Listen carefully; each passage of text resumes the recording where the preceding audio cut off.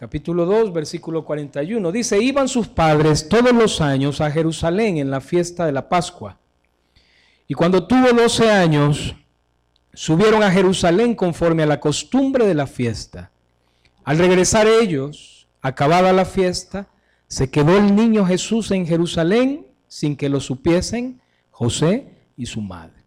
Y pensando que estaba entre la compañía, anduvieron camino de un día y le buscaban entre los parientes y los conocidos, pero como no le hallaron, volvieron a Jerusalén buscándole. Y aconteció que 3 días después le hallaron en el templo, sentado en medio de los doctores de la ley, oyéndolos y preguntándoles. Y todos los que le oían se maravillaban de su inteligencia y de sus respuestas.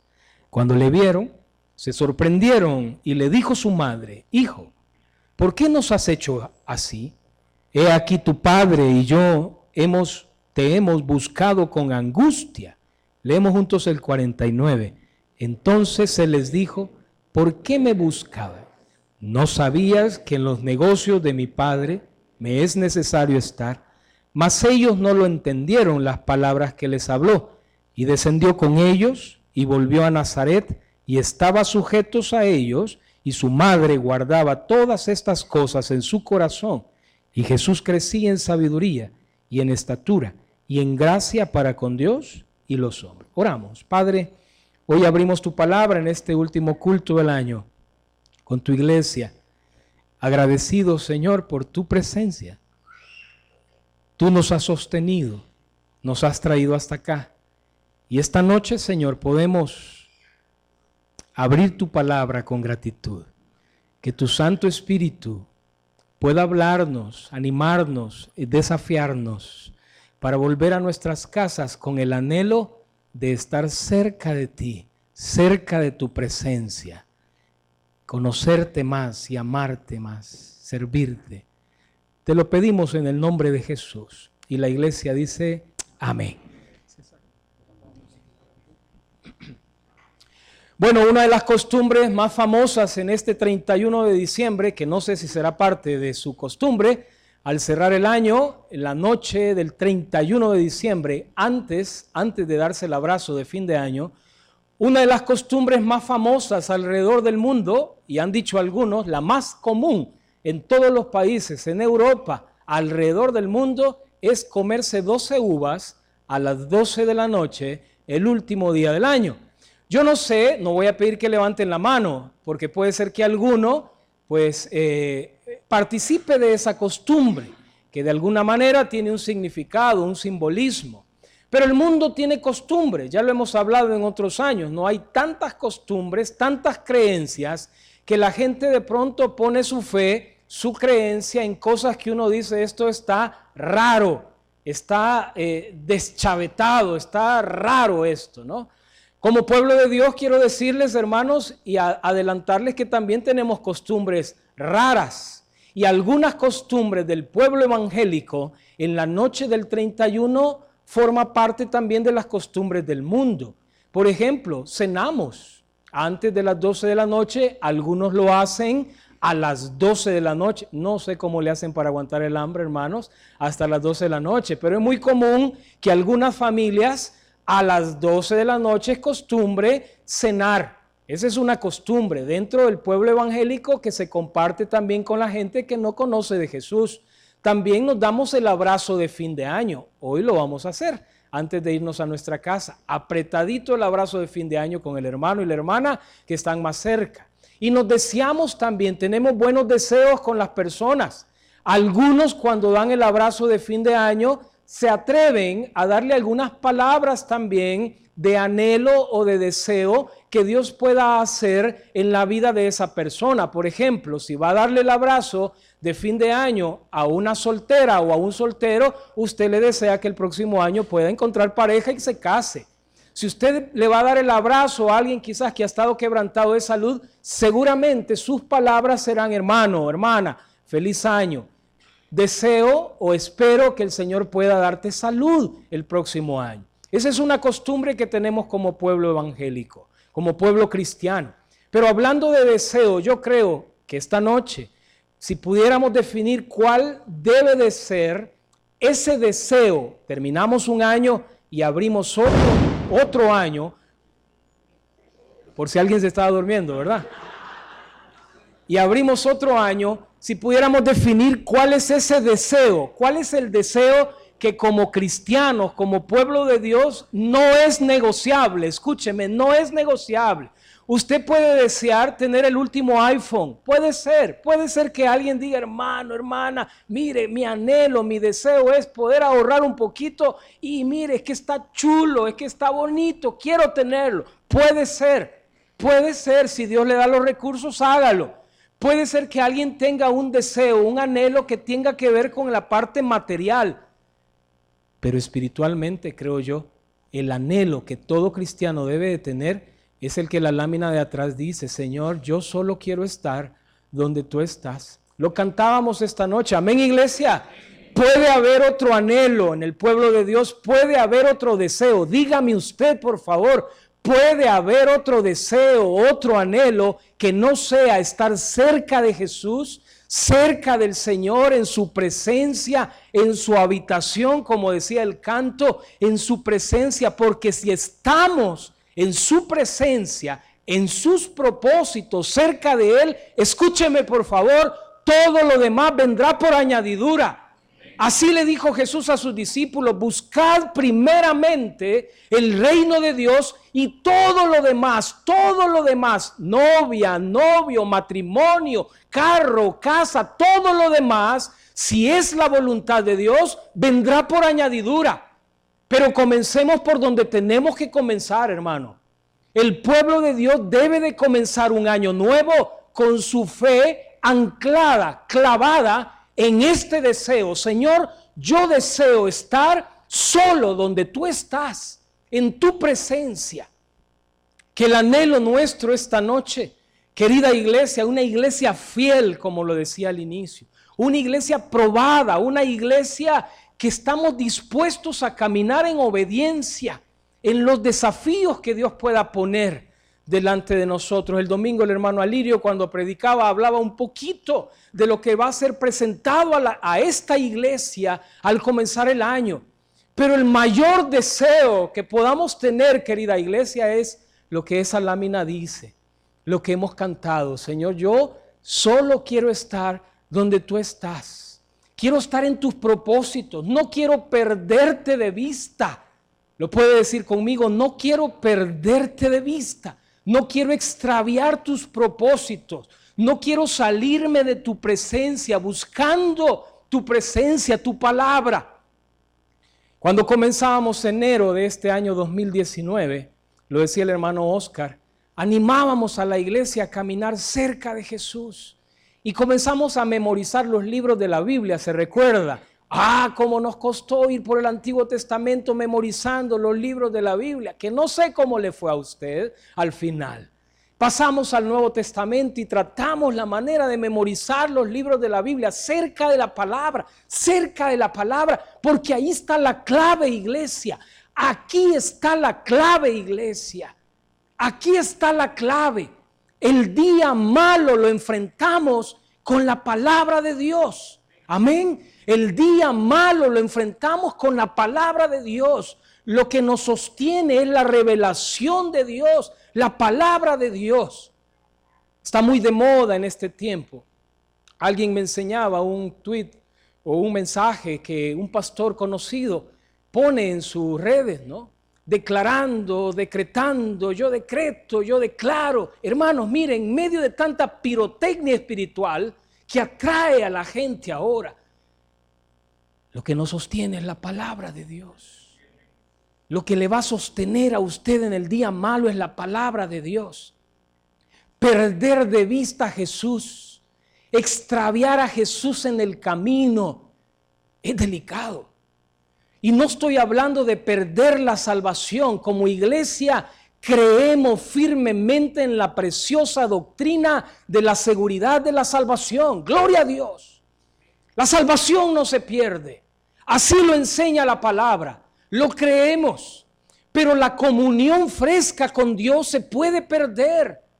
Por eso el apóstol Juan, cuando escribía sus cartas, decía: si alguno hubiere pecado, si alguno no hubiera roto su comunión con su Dios, abogado tenemos para con el Padre, para restaurar esa relación. Perder de vista a Jesús alegóricamente usando un paralelo en la escritura que hemos leído esta noche, tiene que ver con interesarnos en otras cosas más que en Jesús. El relato de Lucas en el capítulo 2 es pintoresco. Está lleno de tantos detalles coloridos que uno dice: ¡qué bárbaro Lucas! Es que Lucas quizás era científico. Es que Lucas quizás tenía un cerebro que Dios le había dado con detalles. Así era Lucas. Y Lucas nos coloca el último episodio donde mencionan a José, el padre de Jesús, para seguir el hilo del 24. El último momento donde aparece el padre de Jesús, José, es en Lucas capítulo 2. Jesús tiene 12 años. 12 años, hermano, lo dice conmigo, 12 años. ¿Se recuerda cuando su hijo o su hija tenía 12 años? ¿Se acuerda? 12 años tenía Jesús. Y 12 años había vivido José y María con Jesús. Póngale pluma, como dicen los jóvenes, póngale queso, póngale coco. 12 años. Ojo, ya no se veían ángeles. El tiempo donde ángeles aparecían, la luz en el cielo, la gloria de Dios, la estrella en el horizonte, se había terminado. Ya no habían más manifestaciones gloriosas de Dios. José y María estaban viviendo la rutina diaria. Cada año iban a Jerusalén. Y eso tiene mucho significado en el escrito bíblico. Cada año nos habla de una rutina. Cada año subían a Jerusalén a la fiesta de la Pascua.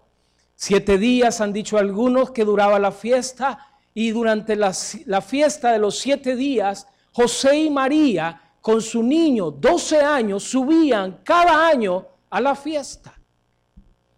Habían cuidado a Jesús tanto que cuando Herodes amenazó y Dios les dijo que huyeran a Egipto, José tomó al niño, a su esposa, a la madre del niño, y dice que huyó a Egipto protegiendo al niño, porque José y María, hermano, quizás no lo habían entendido todo, pero comprendían que ese niño que Dios les había encargado, era el Mesías, era el Cordero de Dios, y de los lomos de José iba a surgir el Mesías, el hijo de David, el que se iba a sentar en el trono de David. Probablemente no tenían todos los detalles, pero cada año habían cuidado de él. Hermano, eso debe haber sido difícil. Quererle enseñar a un niño acerca del sol cuando él creó el sol. Querer adiestrar a este niño y enseñarle acerca del universo cuando él creó el universo. Querer cuidar a ese pequeño teniendo el encargo de Dios que ese pequeño, su nacimiento milagroso y su crecimiento dependía del cuidado que José y María tuvieran con él. Pero el relato bíblico dice que ese pequeño de 12 años, después que terminó la fiesta de la Pascua, regresaron y se dan cuenta en el camino, usted lo leyó, que el niño se había extraviado. Queridas hermanas, no les voy a decir que levanten las manos, las que son madres, las que han sido madres. El niño se extravió. Se puede imaginar en un centro comercial repleto de gente, de esos malls, de esos centros comerciales gigantescos, y de pronto usted voltea a ver para todos lados y su niño, al que tanto le ha costado, el que tanto ha cuidado, ya no está. Súmele. Ese niño es el Hijo de Dios. La aflicción, póngale entre paréntesis a su Biblia, aflicción, angustia, va a decir María. Cuando se encuentra con el pequeño le dice: hijo, ¿por qué nos has hecho así? Tu padre y yo te hemos buscado con angustia. Hermanas, se identifican con María.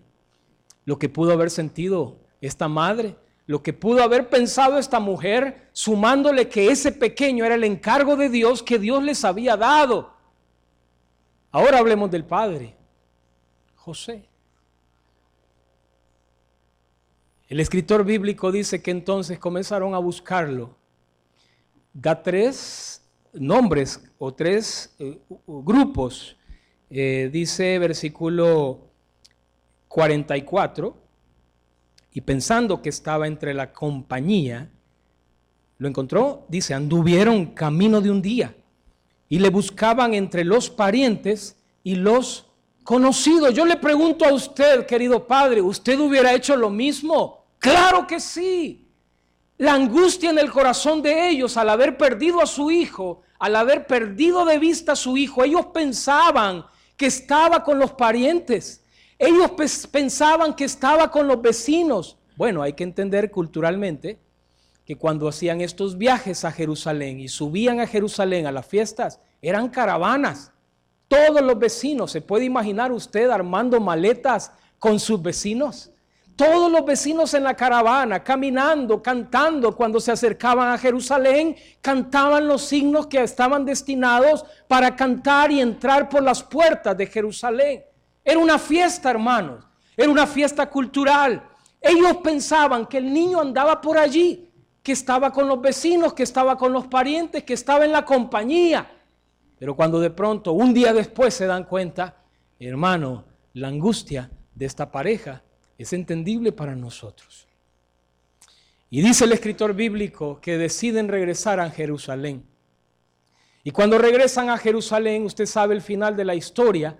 La Biblia dice que cuando llegan a Jerusalén, encuentran al niño sentado en medio de la discusión, de la reflexión, en medio de los doctores de la ley, escuchando y preguntándole. Gloria a Dios, hermano. Porque desde ese momento, en su preparación ministerial, lo que sus padres quizás habían olvidado. Porque note usted la respuesta de Jesús cuando su mamá le reprocha.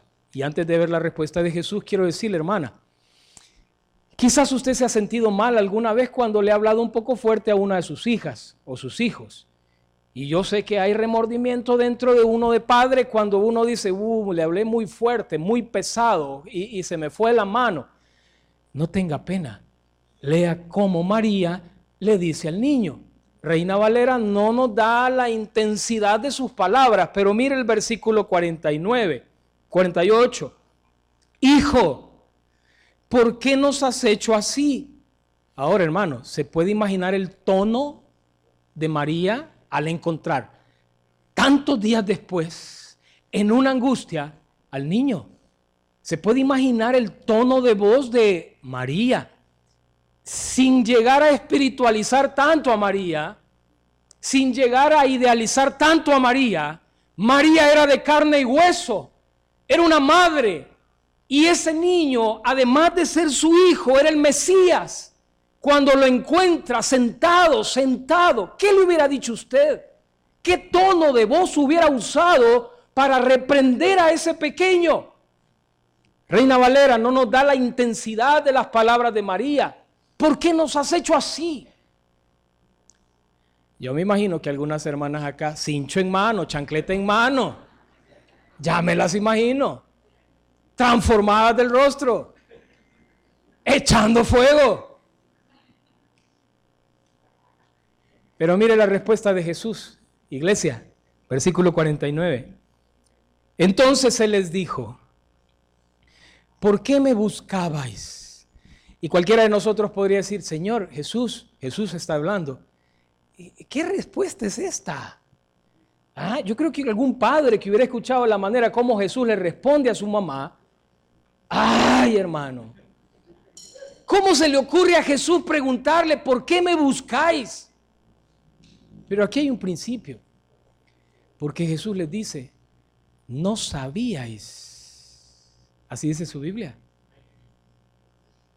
José y María, hermano, aunque era difícil entender el misterio de Jesús, su nacimiento milagroso y cómo crearlo, ellos sabían, porque Jesús les dice, no sabíais.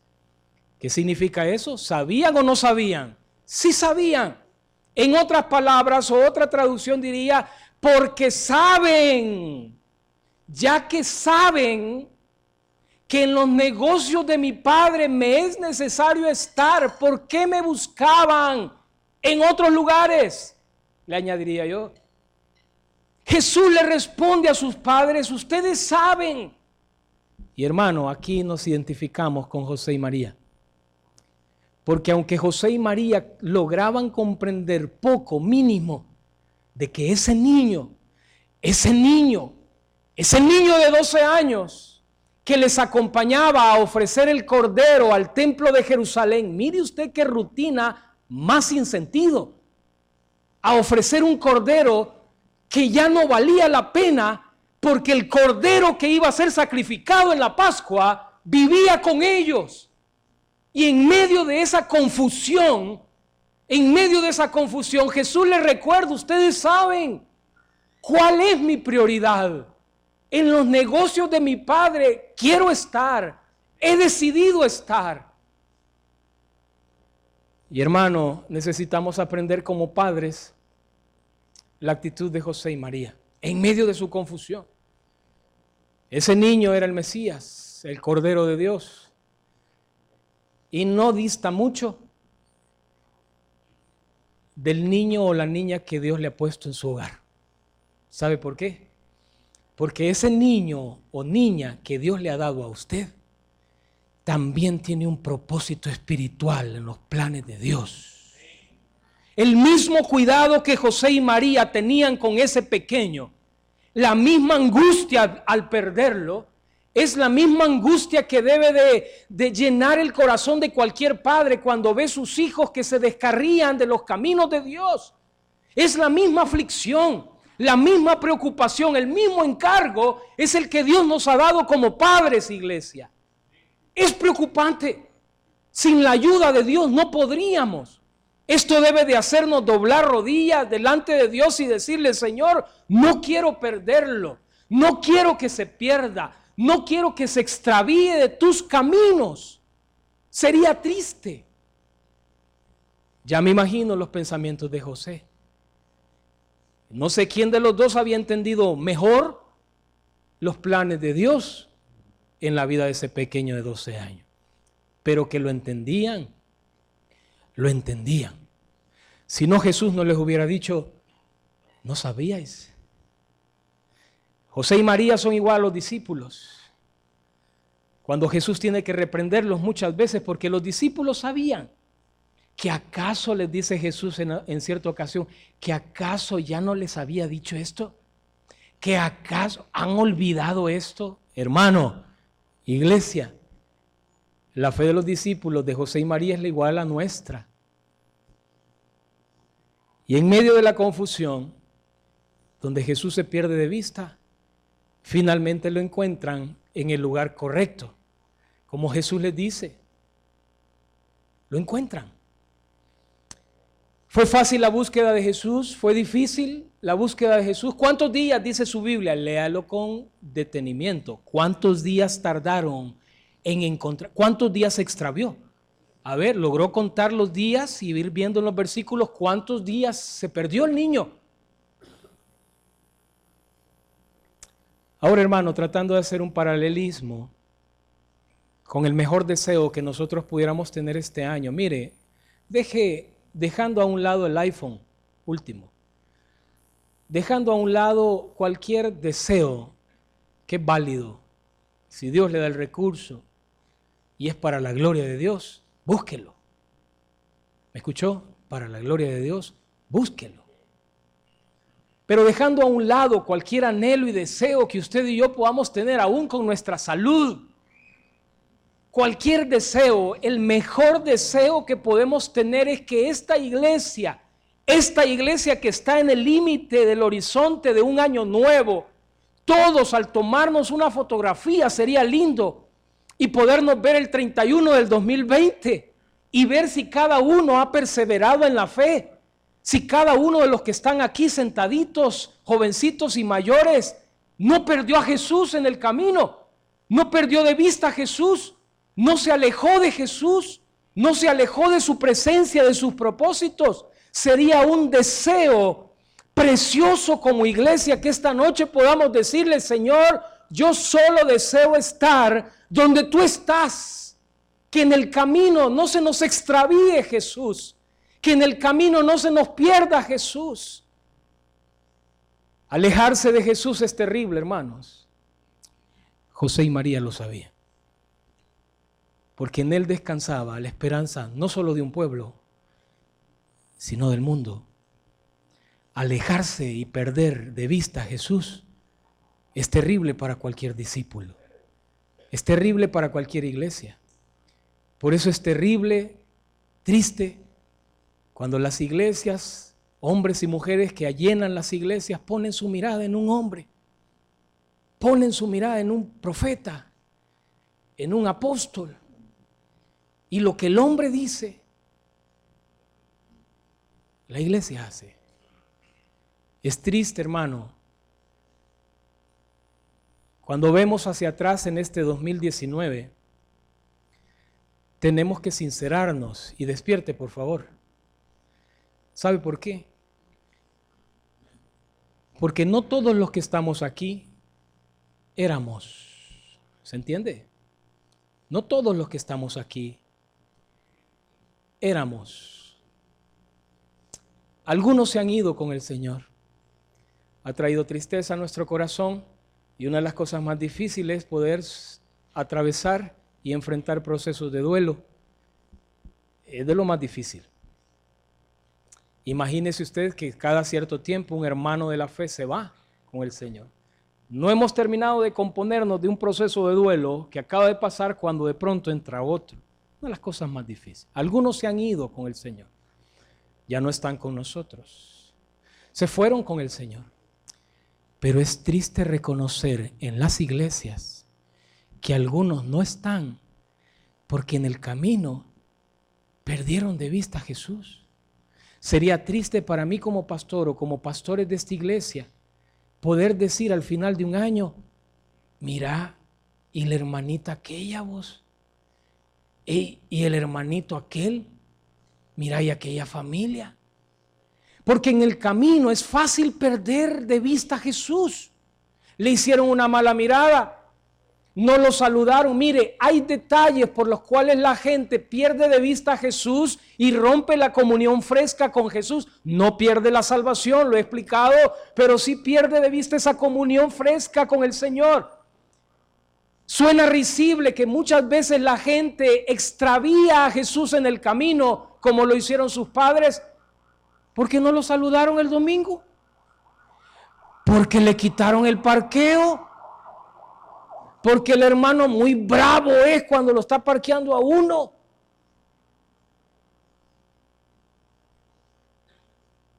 Y es triste, hermanos,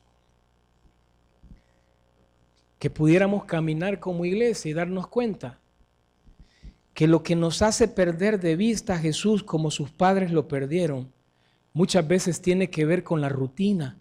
Yo no sé si a usted le pasa, pero la carrera de fe debe de ser, a la luz de la palabra, una carrera muy sufrida, de fe. A veces no dan ganas de venir a la iglesia. A veces no dan ganas de sentarse con el hermano. No sé si a usted le pasa, pero a veces no despierta en uno el ánimo de poder convivir con otros. Cuando uno comienza a conocer más de cerca a los hermanos, Dios nos libre, con Dios nos guarde. ¿Quién aguanta? Y algunas hermanas, qué tremenda esta hermanita, y cómo aguanta ese hombre. Hasta diácono ha sido de la iglesia, hasta anciano fue de la iglesia. ¿Cómo lo aguanta la hermana?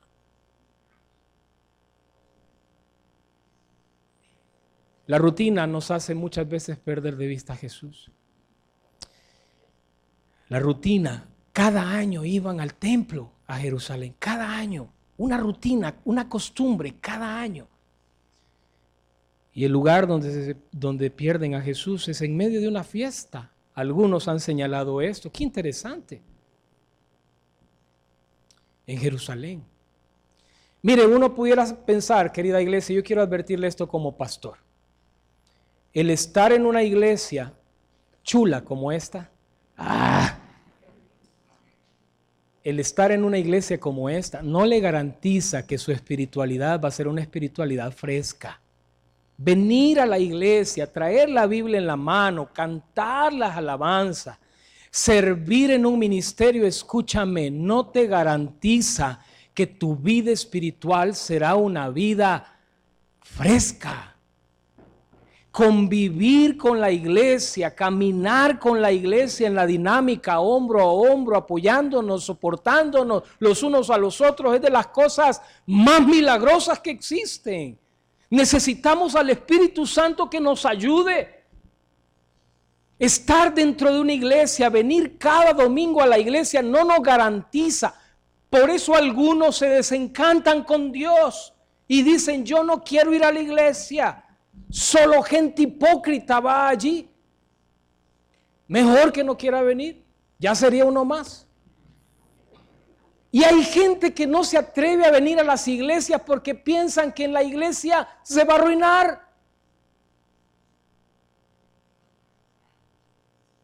En medio de la familiaridad, de la rutina, de un lugar tan sagrado como este, hermanos, consagrado al Señor, se puede perder a Jesús. En medio de una familia de fe como esta, no me extrañaría escuchar que alguien se desencantó con Dios en la iglesia. No es extraño, porque tu espiritualidad no depende de la gente de la iglesia. No depende de que si la iglesia te saluda, no te saluda, si te recibe, no te recibe, si te dan parqueo, si te dan café, que si te dan tamal, que si te dan chumpe. No depende de eso. La espiritualidad del creyente tiene que ver cuánto tú decides poner tu deseo en que estés cerca de Jesús. El escritor de los Hebreos decía, puesto los ojos en Jesús, puesto los ojos en Jesús, el autor y consumador de la fe, en Jesús. Perder a Jesús en la iglesia sería triste, pero no estás exento, hermano. La historia bíblica termina con el tremendo esfuerzo que José y María hicieron después de extraviar al pequeño para recuperarlo. Y yo quiero animar a la iglesia esta noche antes de irnos a nuestra casa. Miren, más o menos como pastores, es en serio, les damos las gracias por aguantarnos este año, pero como pastores más o menos conocemos al rebaño, por lo menos de vista, algunos más cerca.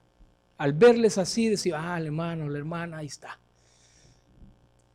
Pero puede ser que esta noche haya esté alguien aquí, que al llegar esta noche y al escuchar el episodio donde los padres pierden de vista a Jesús, quizás tenga que ser sincero con Dios y decirles al Señor, Señor, la verdad es que en el caminar, en la rutina, en algún momento yo perdí de vista estar en tu presencia. Dejó de ser el anhelo de mi corazón estar solo en tu presencia. Si hay alguien esta noche que perdió a Jesús en el camino, no la salvación, pero sí esa búsqueda de Dios, de estar en su presencia, ese fervor con el Señor, porque le hicieron algo, porque te miraron mal. Quizás esta noche te ha traído aquí el Señor para decirte, no tienes que poner tus ojos en otro. Pon tus ojos solo en mí. O quizás si el Señor fuera más familiar contigo te dijera, ¿y quién te mandó a poner los ojos en otro? Pon tus ojos en mí. O quizás esta noche, querida iglesia, haya alguien, no solo que perdió a Jesús, porque para perder a Jesús es necesario tenerlo, quizás ni lo ha tenido a Jesús. Y estoy hablando de recibirlo como Salvador. ¿Cómo puedes perder algo que nunca has tenido? Quizás esta noche haya alguien acá que ni siquiera puede experimentar perder a Jesús en el camino porque nunca lo ha tenido. Quizás esta noche el Señor a alguien en este lugar le está hablando y le está diciendo, aquí estoy, Aquí estoy, nací con un propósito de amarte. Te conozco, conozco quién eres. Yo te diseñé en el vientre de tu madre, yo te creé en el vientre de tu madre, yo te conozco. Yo sé que me necesitas. Quizás hay alguien esta noche que tenga que sincerarse con Dios y decirle: Señor, no puedo perderte porque nunca te he tenido. Y quizás lo que es necesario hacer es abrir el corazón y creer en Jesús como Salvador y como Señor. Y que Él se convierta en tu Salvador, en tu Señor, el único que puede saciar tu vida. ¿Me escuchaste? Iglesia, ¿me escuchó? Mire, en este 31 de diciembre yo le voy a decir algo, espero que me entienda, porque lo más triste a veces para los pastores es que se nos malentiende lo que dice uno, ¿no? Y tristemente hay gente que se aleja del Señor, de la iglesia, porque bueno, malentienden a veces las intenciones de los pastores. Quizás hay alguien esta noche que le gustó la música en el mundo. Y que quizás usted dice: ay, hermano, las cumbias, Los Ángeles Azules, el listón de tu pelo, La Bala, los hermanos Flores. Quizás hay alguien que su onda, como dicen los jóvenes, fue la música. Y usted puede experimentarlo en estas temporadas de fiesta. Puede ser, yo no lo voy a criticar. Si en su casa de pronto usted, bueno, para adornar el ambiente y alegrar el ambiente, quizás usted ponga un par de cumbias. ¿Sabe lo triste? Que las cumbias se terminan y usted queda vacío, porque el único que puede llenarle se llama Jesús. Disfrútela. Espero se entienda esto, ¿no? Disfrute las cumbias, disfrute los boleros, que les gustan los boleros, disfrute la música, mucho más aquella música que expresa sobre el amor, sobre la lealtad, sobre la fidelidad. Obviamente queda descartada Paquita la del Barrio y toda su pandilla. Ahí sí quizás yo le diría como pastor: bueno, ahí quizás tenga cuidado, pero quizás haya alguien, no sé si me voy a entender. Porque no hay nada que pueda saciarnos, hermano. Usted puede pasar una hora, aquí hay músicos, aquí está el hermano Fito, Chema estuvo en el primer culto, hay músicos, pero ellos saben que lo único que puede saciar el alma, el corazón de un ser humano es Jesús. Tendremos sed. Termina el tiempo, usted puede ser fanático del fútbol, de un deporte, de un partido, pero termina el partido y queda vacío. Así como cualquier otra persona, claro, más si pierde, pues sí. Cualquier otra persona que busca el alcohol, que busca drogas. Mire, hay mujeres que ponen sus ojos en hombres. Ese hombre se va a turrar, se va a terminar su gloria. Hay hombres que ponen sus ojos en mujeres. El único que llena, el único que sacia, que es como una fuente de agua viva que nunca termina, es estar cerca de Jesús, hermanos. 12 uvas, cómaselas, está bien. Pero que su deseo, querida iglesia, en este 2020, como le decía el hermano Oscar, amén, sea: Señor, yo solo quiero estar donde tú estás. Los negocios de mi Padre, decía Jesús. Qué tremendo eso. Tu habitación, tu presencia. Amén, iglesia. Padre, esta noche queremos poner en tus manos este deseo como iglesia, esta iglesia que es una iglesia dócil, obediente, dispuesta a dar un paso más en el compromiso de llevar tu palabra hasta lo último. queremos poner este deseo que tenemos como iglesia. Todo lo demás vendrá por añadidura, si es tu voluntad.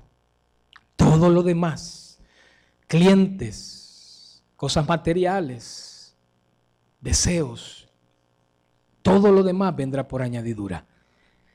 Pero ayúdanos, Señor, a anclarnos en este deseo que hemos cantado. Estar contigo, viviendo en tu presencia. No queremos extraviarte, no queremos perderte en el camino.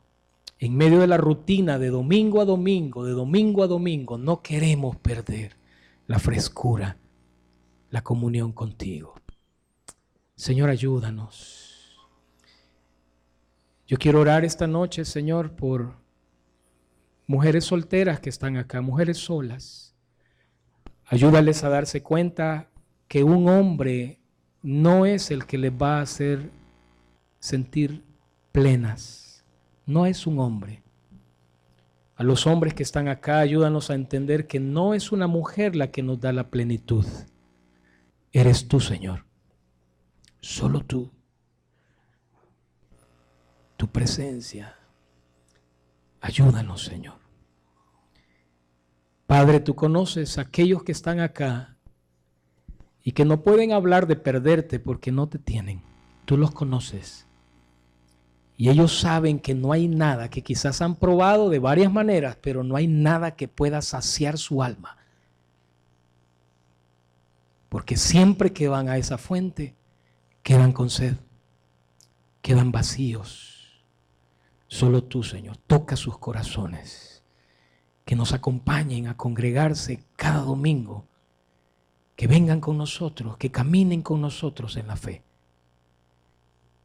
Ayúdanos, Señor. Ponemos en tus manos el viaje a Oaxaca de agosto para poder llevar la luz de tu evangelio y colaborar con el hermano misionero que está allá.